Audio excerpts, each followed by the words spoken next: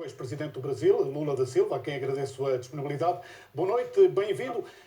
Lula da Silva, como é que olha para esta situação dramática no Brasil? Parece que não há forma de parar esta situação e de se perceber que a pandemia é grave. Boa noite, João Fernando. Olha, eu acho que a pandemia é grave no mundo inteiro. Eu estou convencido que é preciso muita sabedoria dos governantes, um comportamento muito democrático e, ao mesmo tempo, um comportamento muito humanitário para que a gente possa resolver esses problemas. Eu tenho acompanhado o noticiário do mundo e tenho percebido e queria felicitar o presidente Marcelo Rebelo e o primeiro-ministro Antônio Costa, porque Portugal tem sido um país exemplar no enfrentamento do coronavírus. E eu acho que está provado que o isolamento, sabe, depois de um convencimento da sociedade, é a melhor forma da gente enfrentar esse inimigo invisível que ainda não tem arma para combatê-lo, a não ser que nós nos escondamos dele. Então eu quero dizer para você que é muita competência do governo, é muita harmonia entre os poderes, é muita harmonia entre governantes do governo federal, governadores, prefeitos, para que a gente possa enfrentar essa crise. No Brasil isso não está a acontecer. Os governadores têm uma visão da pandemia, o governo central e o presidente têm outra. Como é que se consegue afinar tudo isto e ter uma resposta para evitar que o Brasil seja o próximo ponto mais complicado à escala global desta pandemia? Olha, o Brasil tem um presidente, João Fernando, que no primeiro momento não acreditava no coronavírus. Ele preferia acreditar nas palavras do presidente Trump. Ele dizia que era uma doença que não teria problema nenhum, que seria apenas uma gripezinha, e não cuidou de forma responsável na preparação do enfrentamento da crise. Ele hoje transformou os 27 governadores de estado em inimigos dele, transformou a Câmara dos Deputados e o Senado em inimigo deles, transformou todos aqueles que não concordam com a grosseria com que ele trata essa doença em inimigo deles. Ele não está cumprindo a tarefa de casa, ele não está cumprindo o isolamento das pessoas, ele acha que isso é bobagem, que as pessoas têm que ir para a rua, ele próprio vai para a rua, numa demonstração de total irresponsabilidade como governante. Ou seja, um governante, depois que ele é eleito, ele não tem lado. Depois que ele é eleito, ele governa para todas as pessoas.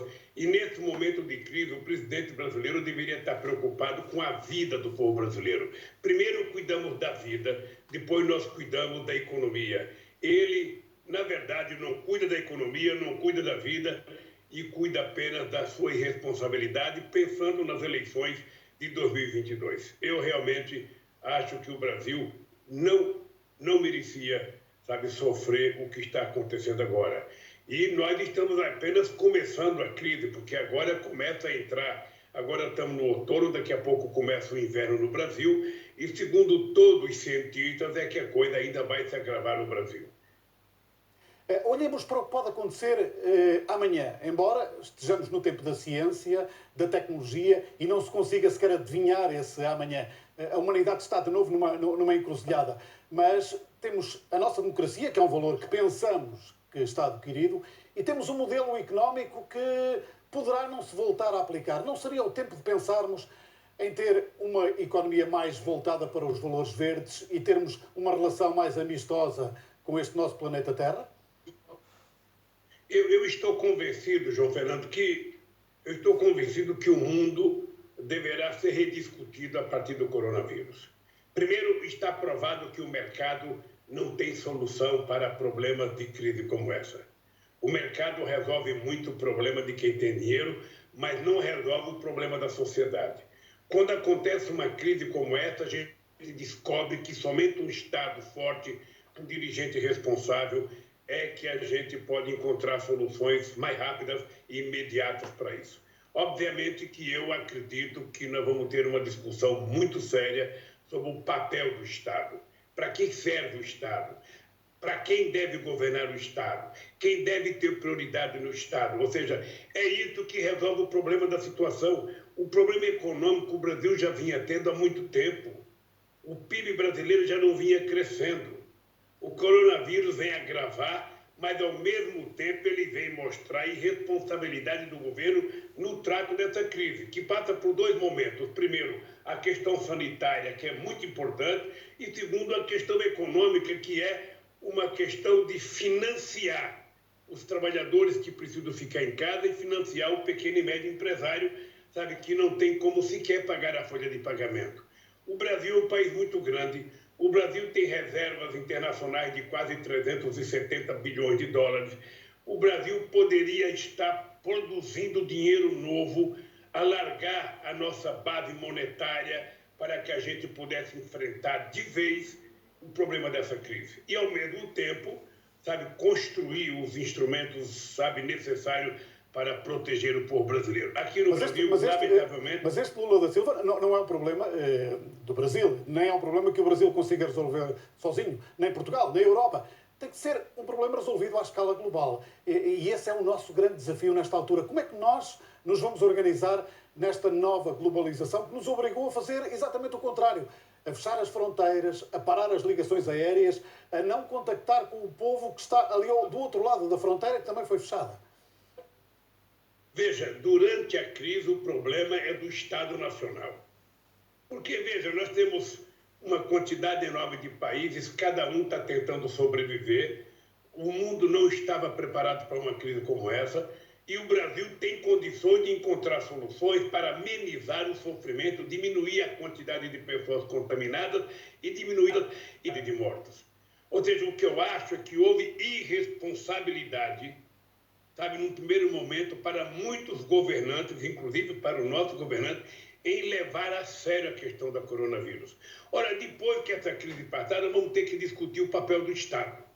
Nós vamos ter que discutir o papel do Estado, nós vamos ter que discutir a questão da arrecadação do Estado, nós vamos ter que discutir outra vez para quem que o Estado deve governar, porque quando tem uma crise como essa, o que a gente percebe é que se não tiver um sistema de saúde público muito forte, não é possível resolver esse problema. Até antes dessa crise, se dizia que a iniciativa privada iria resolver, que o mercado iria resolver. O mercado resolveu a crise econômica de 2008, a crise financeira de 2009, e não está resolvendo essa crise, sabe, do coronavírus. Portanto, nós vamos ter que rediscutir, inclusive a governança mundial.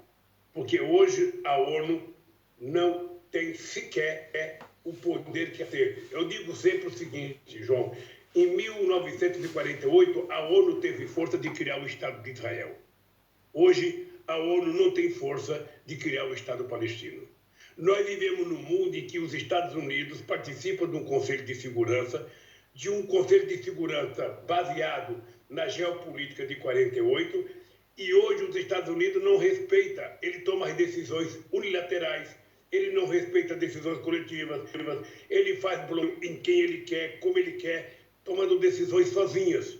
Então, uma crise como essa precisava ter uma governança global. Uma governança global seria possível ser feita através de um Conselho de Segurança da ONU mais forte, mais participativo, com mais gente decidindo coletivamente o que fazer. Eu só queria dizer uma coisa para você. Eu participei da criação do G20.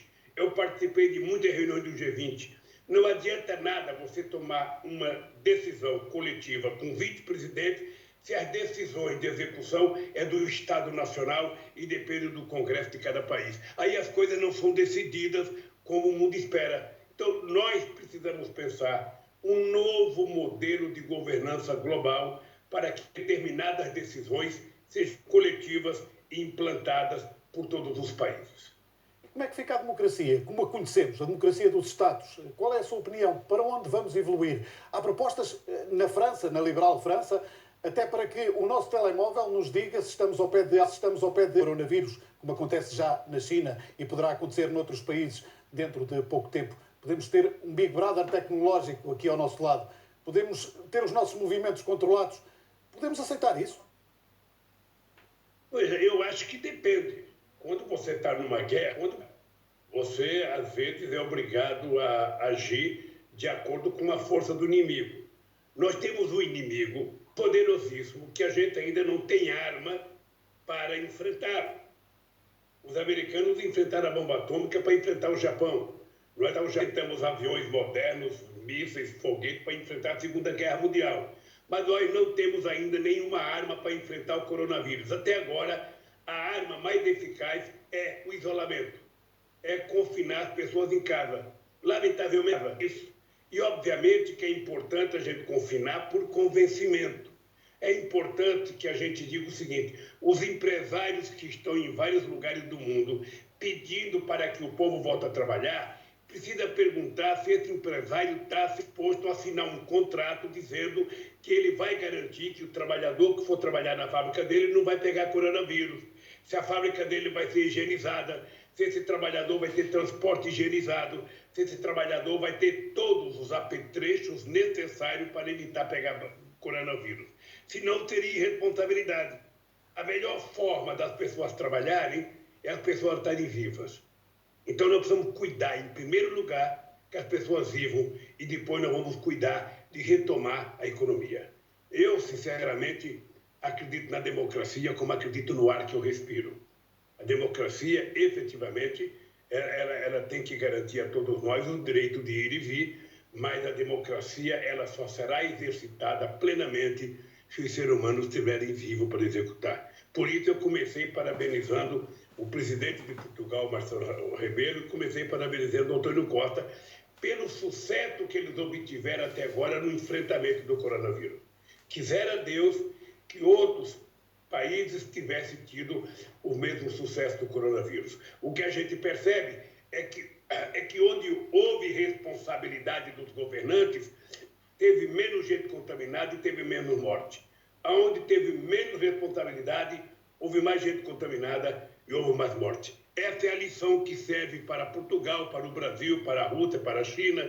Ou seja, e a China, na verdade, deu um exemplo extraordinário. Foi lá que surgiu, lá eles controlaram a primeira cidade com quase 11 milhões de pessoas e conseguiram ter um número de mortes bem reduzido se comparado ao número de mortes da Espanha, da Itália, dos Estados Unidos.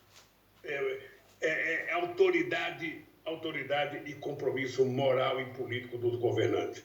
É isso que vai ajudar a resolver o coronavírus. Lula da Silva, foi um prazer tê-lo aqui neste Jornal 2. Agradeço de novo a sua disponibilidade para conversar connosco a partir de sua casa, onde está confinado à espera que o coronavírus passe no Brasil, um dos países do mundo nesta altura a ser mais afetado pela pandemia.